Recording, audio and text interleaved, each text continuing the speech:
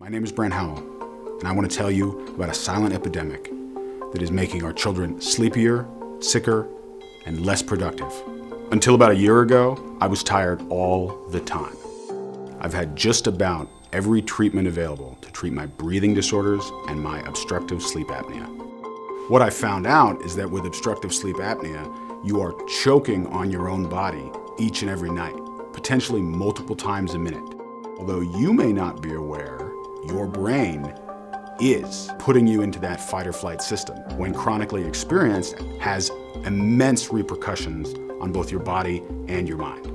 Sleep-related breathing disorders have been linked to ADD, ADHD, anxiety, depression, cognitive impairment, heart disease, diabetes, high blood pressure, erectile dysfunction, and even increased rates of orthopedic and sports injuries.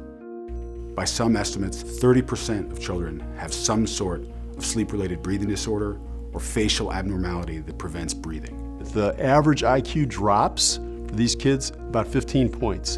A lot of these patients who would have lived normal lives are going to need assistance for their entire life because of not getting this sleep corrected in time. A child may not be able to sit still. A child may throw a tantrum. A child may be wetting the bed. When you just make sure that people can breathe well at night, a lot of things start self-correcting. We need to get children into the hands of clinicians who can nurture and monitor the growth and development of their craniofacial structure and jaws so that they can properly breathe, sleep, and function in life.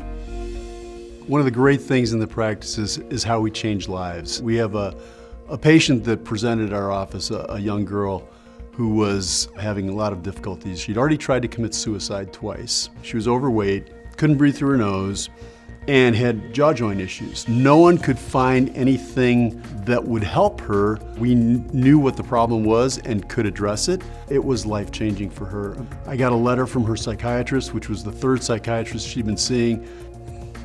Said when he saw her, she's just a different girl.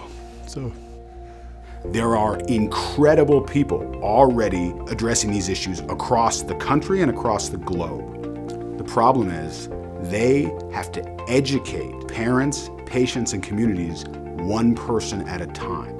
And often they face immense skepticism. What I believe will help is to create a film that will effectively communicate in mass. I would like to harness the power of patient stories so that we can create awareness and thus increase the demand for these services. We hope this film will inspire a paradigm shift so that together we can overcome this silent epidemic.